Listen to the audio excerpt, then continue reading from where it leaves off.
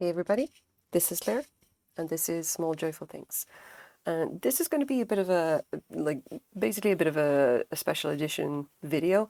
I want to talk a little bit about glass fluorescence, and I have a few pieces that I'm going to show you, and we'll go through it and see what we can figure out. Like, what does glass fluorescence tell us about glass composition?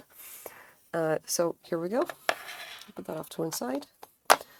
Now, for the purposes of all of these tests, I'm going to be using my blacklight. This is a Convoy S2 Plus. I bought it on Amazon for about $40 Canadian, and then bought a rechargeable battery in it for about $30. It is, as far as I remember, it is a long wave UV torch, so 395 millimeter or nanometer wavelength. I have this one specifically because it shows up a lot of different colors, and I only use this one, and you do kind of have to get used to like how your own torch behaves and what the colors actually mean.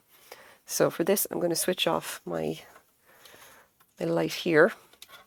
If I grab the switch, and that'll kind of make this a little bit darker, and hopefully the fluorescent colors will show up. And let me nearly turn off the extra light over here. We'll see. There. So now all we've got here is, like, there's some small amount of natural light, but the curtains are here so you can't see it. Plus a low light behind me. Hopefully that's going to be enough so that it's not gonna like crowd things out. Okay, so what does fluorescence actually tell us about like glass composition? It really tells us like what kind of chemicals are mixed in with the glass. So I'm going to show you a few different pieces, and we're going to see what we can make of them. And these are all going to basically be from different time periods and different kind of like eras and everything like that. And hopefully I'll give you a nice range of like what glass fluorescence actually tells you about everything. And then finally I've got this big glass vase. I'm going to leave it over here because I don't want to knock it or anything. Okay, so the first things first. This one that I have here, this is a cut glass salt cellar from probably the late 19th century, early 20th century. This is American Brilliant Cut. Now, this came up recently in some YouTube comments about like, well, what does American Brilliant Cut actually fluoresce like? Because it's known that it has a high lead content, and even though this is small, I can definitely tell that it's got weight to it. Okay, like it is heavy, despite the fact that it's the tiniest thing here. Like, it weighs about the same or even a little more than this. And you can see the size difference. That's the lead in it. Now, lead normally has like an ice blue fluorescence. And that's actually something that I can't show, apart from possibly this, but we'll see when we get to it. Okay. The other thing that you'll see on modern glass specifically, if it's got like lead, or what I think of modern lead glass, is brilliant blue. And I'm going to see if I can find some of that, and I'll show it to you later on. But for the purposes of actually testing this stuff, what we're actually looking for is like what we think of as being the manganese glow, but in fairness, it's not actually that. It can be, like, I'm not sure if it is actually manganese. So if I turn on the light and like this, now you can see it has a pale kind of green, yellow kind of a glow. Okay, that's really important.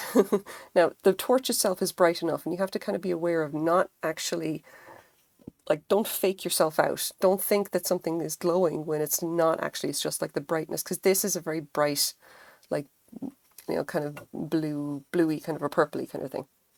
But you can see very definitely that this has this lime green yellow glow. That is indicative of ABP glass, American Brilliant Period, American Brilliant Cut. Now, despite the fact that this has lead in it, and we know that lead normally has a very kind of white ice blue glow, this glows yellow.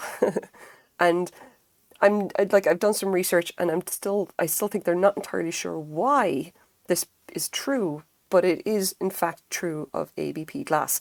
And it's so well known for ABP glass that this was one of the tests that they used in the 80s when there was this big scandal about a lot of fake ABP glass actually entering the market. Like, they essentially figured out the blacklight test and started using that to determine what was real and what was not. So that's American Brilliant Cut. If you see that pale yellow, then, or pale yellowy green kind of a color under this kind of black light, and is cut, definitely start looking at it more closely.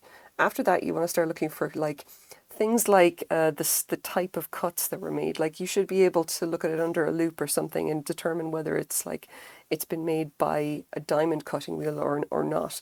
And I can see, if I look very closely at the surfaces in this, and you won't see it on the camera here, that this was made using a stone cutting wheel, because it was made in several, like it was essentially made in several passes. Okay, it has a particular texture to it. It takes a while to kind of recognize it, but once you see it, you will absolutely know it every time. Now, next thing we've got this. This is EAPG. This is a piece I just got recently, and it is manganese glass. Now, I've seen manganese glass like with different fluorescences in it, okay? And the thing about it is that it's going to be quite similar. You can see there the glow in it, right? It's going to be very similar to American Brilliant Cut. The Brilliant Cut tends to be more yellow, and then EAPG tends to be more green, but they still have this kind of very pale kind of color to it. Now, I want to make sure I don't actually get my hand in front of this. I could actually burn myself with the torch. Now, the cool thing about this is that like you'll different kind of colors, but if you see any kind of clear glass specifically that has this fluorescence, that is when you need to start looking more closely at it. Okay, turn that off. So as you start looking more closely at the stuff, if it has that kind of manganese glow, that pale green or very pale green, pale yellowy green, lime green glow, like if it's pale and pressed glass, and definitely not like it's not green. Like when you turn off the torch, it's only green. It's only get the green look when you switch the torch on. Like it now has a possibility of being antique American, like early American pattern glass. You would then need to start familiarizing yourself with like the patterns, with the styles, and like take a look at condition and everything. I'm so lucky in that this is a creamer from 1881, and it is perfect condition. It might as well have been made yesterday. And the only way I know that it is really like EAPG is that it has the wear on the base that you expect from something that old. It has like the moss ring or whatever. Now, why is the glow important? The glow is important because if you're actually looking at things like dinnerware or whatever, like especially clear glass like this, they were using manganese up to about the early 20th century to make clear glass. Like it was like the alternative to lead. Like lead, as we all know, makes beautiful clear crystal. Okay, and you can see there's very much a difference between the two of these. Like this is a little bit more dull. This is very bright and sparkly, even though it's like, you know, conceivably about the same age, right? Now manganese was called glassmaker soap because it clarifies glass. Now the interesting thing about it is that like in the kind of the early mid 20th century, they started using selenium to do the clarification of glass, and the manganese kind of fell out of favor. I think by about the 1930s, like a lot of glassmakers were agreeing that yes, selenium was the way to go. But up to that point, if like the early 20th century in APG, a lot of it was made using manganese, and that's where the green glow comes from. So that's one of the signs to look for if you're trying to find the APG. Like look for pressed glass, and you'll know it's pressed because it'll have mold lines, like you can see the 3 here. Definitely something to keep an eye out for. Now, this is our fan favorite, uranium. Now, uranium, you can see the difference, okay, between that very pale and that's like brilliant neon green. Even that's like pale green, brilliant neon green. Like, I think some people, especially under very strong UV torches, sometimes get confused between the uranium glow and like the more green manganese glow. But honestly, once you actually get to know the shade and the color of like, especially the very, very bright, like it is literally like a neon. It's like a neon light just lighting up, right? And this is obviously green as well. Real uranium glass is always going to be green or yellow or some kind of color. It's not going to be clear. Like I don't think I've ever seen a piece of glass that had uranium in it, like it had the actual powerful uranium glow, that was clear glass. It was always some shade of something, and it could be some like yellow or green or very occasionally blue. And I think I've heard tell of someone saying that amber was a possibility, but I've personally never seen it, and I don't actually believe it. So make of that what you will. But uranium glass, it's always going to have a color. as far as I'm concerned. Always a colour. I've never seen it in clear. And under the torch, it will light up like Christmas. You cannot mistake it. It's so bright. So that's uranium glass. Now, the interesting thing about uranium dinnerware, I'm careful, uranium dinnerware was not really made after the Second World War, because the uranium glass that was kind of used after, like, I mean, uranium gets used in glass, in art glass, in like, you know, up to the, the 1960s, 1970s, and people still use it today, but it's very much an art glass thing. So if you're looking at pressed dinnerware like this is going to be Depression era, so 30s and 40s, okay? And then after that, they basically were making it, they weren't making that kind of stuff anymore, not just for like pressed glass that you'd use, you'd use to serve, snacks and whatever. This is actually a candy dish that should have a lid. I believe it's Fostoria, but the lid's gone. It's still nice as is, divided dish. You could use it for condiments and stuff. I think, trinket dish as well. People use these for all kinds of stuff. And obviously it's uranium. People find it popular. Now, what I have here, mid-century, coloured glass, art glass, okay? And this is a little bit of a mystery for you, because you can see this has that green glow. And it's pale, and it's far more like you can see it's pale, it's far more like this. Okay? Not like our uranium over there. Well, maybe it'll show up a bit under the camera. I personally don't think it's quite bright enough. That's super bright. This is like, from the same distance, it's very, very much more pale. So it's interesting to see this, all right? And by and large, anytime I do see this pale green in the clear glass portion of an art glass piece, you don't always see it. I generally start looking at it again, and I think that, like, I start thinking that maybe that's vintage, okay? If I see modern art glass, I very rarely see this kind of green, like the kind of manganese green fluorescence, right? And it basically never see it in dinnerware at all, okay? So if you have an art glass piece, any kind of decor, and you see this glow, like, and it's coloured specifically, or I mean, even if it's clear, but it's mostly going to be coloured, definitely take another look at it and see if you recognise the style, or is there something about it tells you that maybe it's like, that maybe it might be like a vintage piece. I couldn't tell you why it does that. I just know that I've seen it often enough to be pretty sure that when I see that fluorescence in an art glass piece, then I got to take a closer look. So take it out what you will. Now, what I have here is a Rosenthal piece, and this is modern. This is very much modern glass. And you can see the big difference here. There is a very, very faint, it's kind of very hard to see, it's a very faint, very palish pink kind of thing. It's not barely even there. It's just very, very, very pale. This is modern, okay? Modern glass, modern art glass, modern, like, of all different types. By and large, it does not fluoresce. If you see a pale, very, very pale pink or very, very pale purple, or see nothing at all, it is modern. It is absolutely modern. Now, the thing about it is this is reasonably heavy. So I wouldn't be, like, I would actually say it probably does have lead in it. But you see it's got almost no fluorescence, apart from just like my torch, which is kind of faking me out kind of thing. Okay. Not a whole lot. It probably does have lead in it, but and that's kind of a bit of the mystery. Like, it's heavy enough to be lead crystal, okay, but it's clearly pressed glass. It's good quality, by the way. Rosenthal do not screw around. They're a very good manufacturer. But it has a very pale pink that suggests there's selenium in it as well.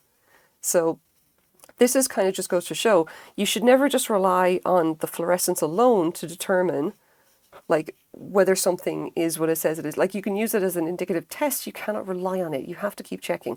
Like, and for what it's worth, I have seen one or two pieces of modern art glass, like absolutely modern, no question about it, made in the last few years, that has like a manganese glow or a pale yellow glow or something that I would associate with vintage glass. Like, I have been fooled, and believe it or not, I have been fooled by none other than IKEA.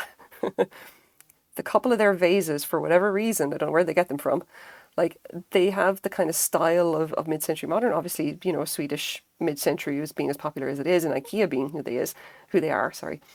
Like, I picked up one or two of their vases thinking they were vintage, and it's like, nope, they're actually just IKEA, and they have the right glow and everything. So again, you must be careful about what you've got. Like, the only thing you can really rely on is the uranium glow. Everything else is tentative, and you must look at the actual, you must look at things like wear, style, etc., etc.